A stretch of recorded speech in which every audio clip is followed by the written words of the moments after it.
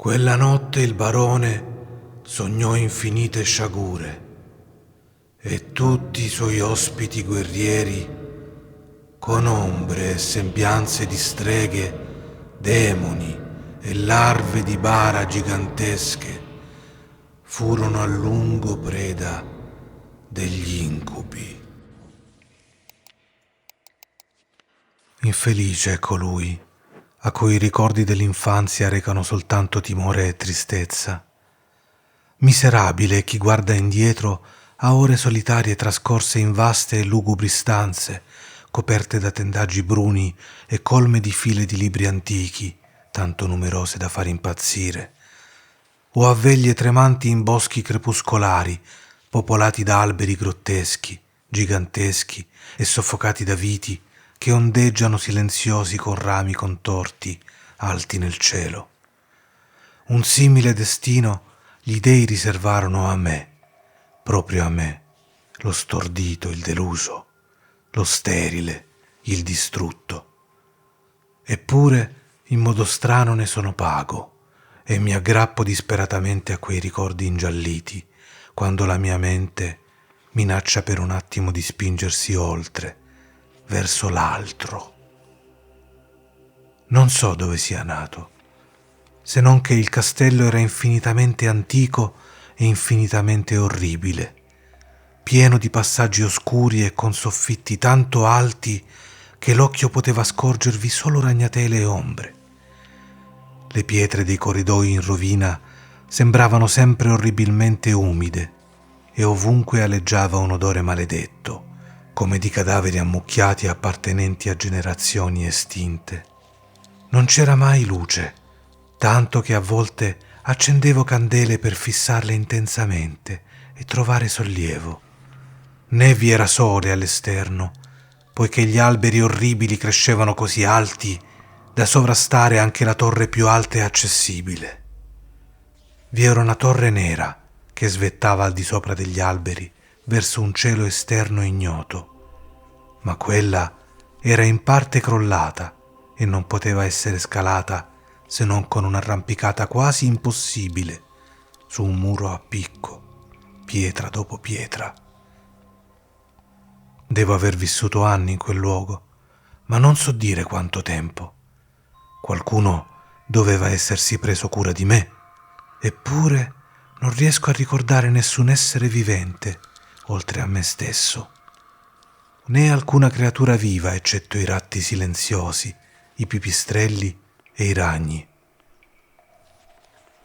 Credo che chiunque mi abbia allevato dovesse essere spaventosamente vecchio, poiché la mia prima immagine di un essere vivente era qualcosa di beffardamente simile a me stesso, eppure distorto, raggrinzito e in decomposizione come il castello stesso.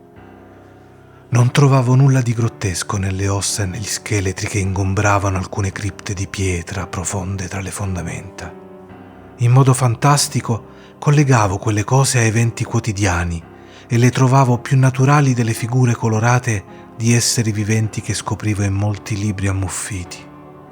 Da quei libri appresi tutto ciò che so. Nessun maestro mi spinse o mi guidò e non ricordo di aver mai udito voce umana in tutti quegli anni, nemmeno la mia.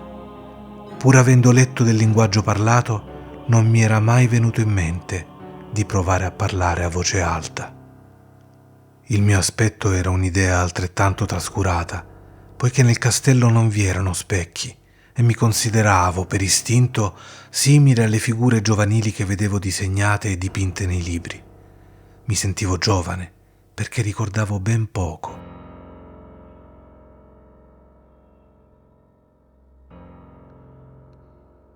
All'esterno, oltre il fossato putrido e sotto gli alberi oscuri e silenziosi, mi stendevo spesso per ore a sognare ciò che leggevo nei libri e mi raffiguravo con desiderio tra folle festanti in un mondo soleggiato al di là della foresta infinita. Una volta tentai di fuggire dalla foresta, ma più mi allontanavo dal castello, più l'ombra si faceva fitta e l'aria densa di un'inquietudine opprimente, tanto che, preso dal panico, tornai indietro di corsa temendo di smarrirmi in un labirinto di silenzio notturno. E così, attraverso un crepuscolo senza fine, sognavo e attendevo, pur non sapendo che cosa aspettassi. Poi, nella solitudine ombrosa, il mio desiderio di luce crebbe a tal punto da rendermi inquieto e alzai le mani supplichevoli verso l'unica torre nera e in rovina che si spingeva al di sopra della foresta, verso l'ignoto cielo esterno. Decisi infine di scalarla, anche se fosse costato la vita, poiché sarebbe stato meglio intravedere il cielo e perire che vivere senza mai aver contemplato il giorno. Nel crepuscolo umido salii gli antichi gradini di pietra consumata finché giunsi al punto in cui terminavano e da lì mi aggrappai pericolosamente a piccoli appigli che conducevano verso l'alto. Spaventoso e terribile era quel cilindro morto e senza scale, nero, in rovina, deserto, sinistro, con pipistrelli che, sorpresi, fuggivano senza emettere alcun suono d'ali. Ma ancor più terribile era la lentezza del mio avanzare. Per quanto salissi, l'oscurità sopra di me non si diradava e un nuovo gelo, come di muffa venerabile e infestata, mi avvolgeva. Rabbrividivo domandandomi perché non raggiungessi la luce e avrei voluto guardare in basso se solo avessi osato. Immaginai che la notte fosse calata all'improvviso e tentai invano di tastare con una mano libera la nicchia di una finestra per scrutare fuori e cercare di valutare l'altezza raggiunta. All'improvviso, dopo un'infinità di strisciamenti ciechi ed angosciosi su quell'orlo concavo e disperato, sentii la testa urtare qualcosa di solido e capii di aver raggiunto il tetto, o almeno una sorta di pavimento. Nell'oscurità alzai la mano libera e tastai l'ostacolo, scoprendolo di pietra e immobile. Seguii un giro mortale attorno alla torre, aggrappandomi a ogni appiglio che il muro viscido poteva offrire, finché infine la mia mano trovò un punto cedevole e ripresi a salire, spingendo la lastra o la botola con la testa, usando entrambe le mani nella mia ascesa disperata. Non vi era luce al di sopra e man mano che le mani salivano capii che per il momento la scalata era finita, poiché la lastra era il coperchio di un'apertura che conduceva ad una superficie piana di pietra di circonferenza maggiore rispetto alla torre sottostante, senza dubbio il pavimento di una camera di osservazione alta e spaziosa. Mi feci strada con cautela, cercando di non far richiudere la pesante lastra, ma fallii in questo tentativo. Mentre giacevo esausto sul pavimento di pietra, udii l'eco spettrale della sua caduta, ma sperai di poterla riaprire, se necessario. Convinto di trovarmi ormai a un'altezza prodigiosa, ben al di sopra dei rami maledetti della foresta, mi sollevai da terra e cominciai a tastare in cerca di finestre per poter guardare per la prima volta il cielo, la luna e le stelle, ma ovunque fui deluso. Tutto ciò che trovai furono enormi scaffali di marmo che reggevano orribili casse oblunghe di dimensioni inquietanti. Riflettei a lungo, sempre più turbato, chiedendomi quali antichi segreti potessero celarsi in quell'appartamento elevato, rimasto per eoni separato dal castello sottostante. Poi, inaspettatamente, le mie mani incontrarono una porta, con un battente di pietra ruvido, inciso con strani intagli. Provai ad aprirla, ma risultò chiusa. Eppure, con uno sforzo sovrumano, superai ogni ostacolo e la spalancai verso l'interno.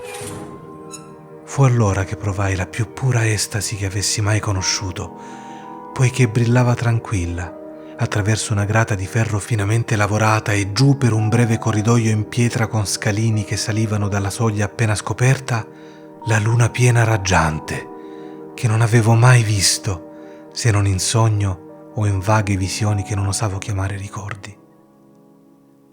Immaginando ora di aver raggiunto il vero pinnacolo del castello, mi slanciai per salire i pochi gradini oltre la porta, ma il velo improvviso della luna dietro una nube mi fece inciampare e così proseguii con più cautela, tastando nell'oscurità.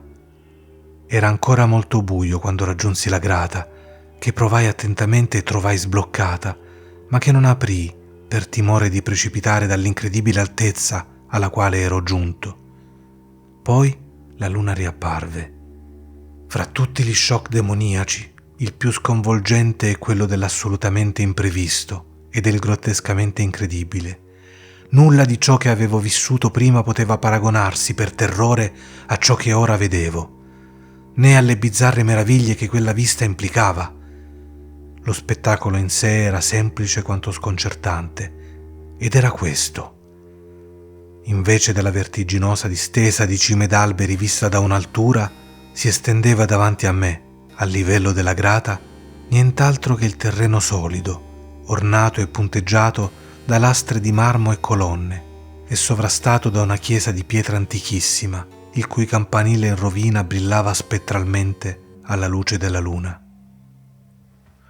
Quasi svenendo, spalancai la grata e barcollai fuori sul terreno ghiaioso che si estendeva in 2 direzioni.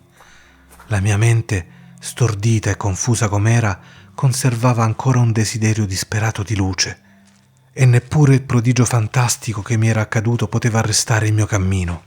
Non sapevo né chi fossi, né cosa fossi, né quale fosse il mio ambiente, eppure, mentre continuavo a camminare traballando, avvertivo una sorta di memoria latente, spaventosa, che rendeva il mio percorso non del tutto casuale.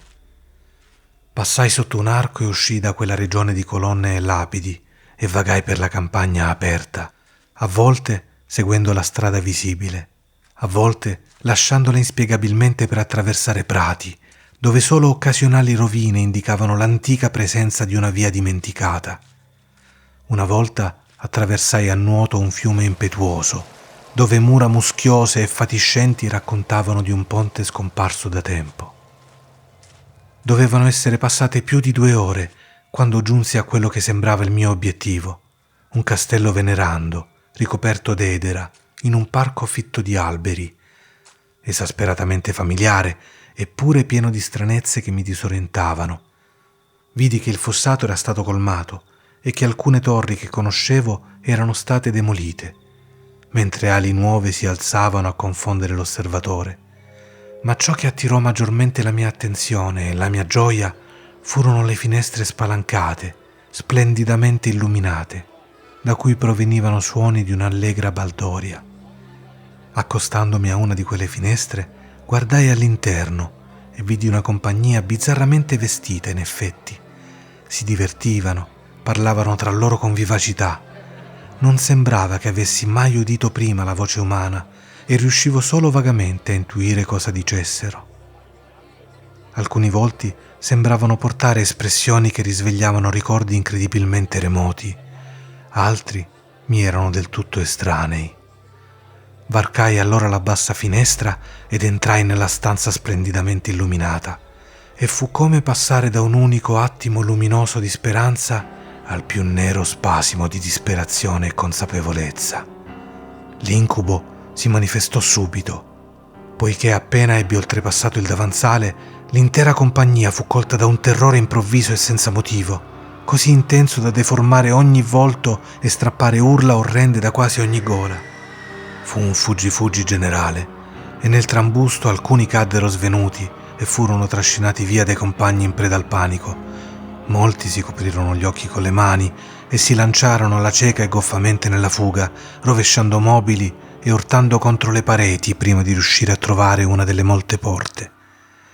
Le grida erano spaventose, e mentre restavo solo, stordito, nella stanza abbagliante, ascoltando gli echi svanire, tremavo al pensiero di ciò che potesse trovarsi vicino a me, invisibile. A un primo sguardo la stanza pareva deserta, ma mentre mi avvicinavo a un'alcova, credetti di percepire una presenza, un vago movimento oltre l'arco dorato che conduceva a un'altra sala simile. Avvicinandomi all'arco, cominciai a distinguere più chiaramente quella presenza, e allora, col primo e ultimo suono che abbia mai emesso, un ululato agghiacciante che mi ripugnò quasi quanto la causa stessa, vidi pienamente, con orrore vivido e indicibile, la mostruosità inconcepibile e innominabile, la cui semplice apparizione aveva trasformato una compagnia festosa in un'orda di fuggiaschi deliranti. Non posso nemmeno accennare a ciò che vidi, perché era l'insieme di tutto ciò che è impuro, sinistro, sgradito, anormale, detestabile. Era l'ombra ghignante della decadenza, della vetustà, della desolazione, l'idolo putrescente e grondante di una rivelazione malsana, la terribile messa a nudo di ciò che la pietà della terra dovrebbe per sempre celare.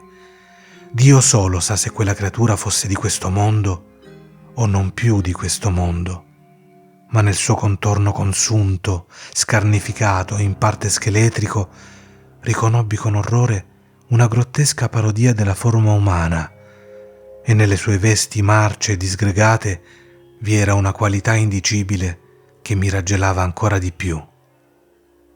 Ero quasi paralizzato, ma non abbastanza da non tentare una debole fuga, un goffo passo all'indietro, che non bastò a spezzare l'incantesimo con cui la creatura senza nome e senza voce mi teneva. I miei occhi, stregati dagli occhi vitrei che mi fissavano orribilmente, si rifiutavano di chiudersi. Cercai di alzare la mano per coprirmi la vista, ma i nervi erano così scossi che il braccio non obbedì pienamente alla volontà. Tuttavia, lo sforzo bastò a farmi perdere l'equilibrio e dovetti barcollare in avanti per non cadere. Fu allora che mi resi angosciosamente consapevole della vicinanza di quella creatura in decomposizione e credetti persino di udirne il respiro cavo e fetido. Quasi impazzito, riuscii comunque a protendere una mano per respingere l'apparizione putrida che si avvicinava troppo, quando, in un unico catastrofico secondo di incubo cosmico, le mie dita toccarono la zampa marcia e protesa del mostro, lì, sotto l'arco dorato. Non urlai, ma tutti i demoni dell'inferno urlarono per me, quando in quello stesso istante un'unica fugace valanga di ricordi devastanti si abbatté sulla mia mente. In un attimo ricordai tutto ciò che era stato, rammentai oltre il castello orribile e gli alberi e riconobbi l'edificio mutato in cui ora mi trovavo. Riconobbi, soprattutto e con terrore assoluto, l'abominio empio che stava ghignando di fronte a me mentre ritraevo le dita imbrattate dalla sua zampa.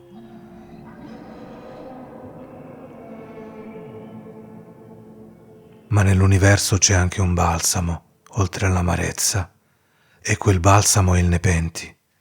Nell'orrore supremo di quell'istante dimenticai ciò che mi aveva sconvolto e il nero ricordo svanì in un caos di immagini riecheggianti. In sogno fuggii da quell'edificio maledetto e infestato, correndo rapido e silenzioso al chiaro di luna. Quando tornai nel luogo di marmo e scesi i gradini, trovai la botola di pietra immobile, ma non mi dispiacque, poiché avevo odiato il castello antico e gli alberi. Ora cavalco con ghoul beffardi e amichevoli nel vento della notte e gioco di giorno tra le catacombe di Nefren-Ka, nella valle sigillata e sconosciuta di Hadot, presso il Nilo. So che la luce non è fatta per me, se non quella della luna sopra le tombe di Neb, né la gioia, se non quella delle feste senza nome di Nitocris sotto la grande piramide. Eppure, nella mia nuova follia e libertà, accolgo quasi con gratitudine l'amarezza dello straniero. Poiché sebbene il Nepenti mi abbia calmato, so per sempre che sono un estraneo, uno straniero in questo secolo e fra coloro che sono ancora uomini. Questo lo so da quando stesi le dita verso l'abominio entro quella grande cornice dorata, da quando toccai con la mano una superficie fredda, rigida e lucente di vetro levigato.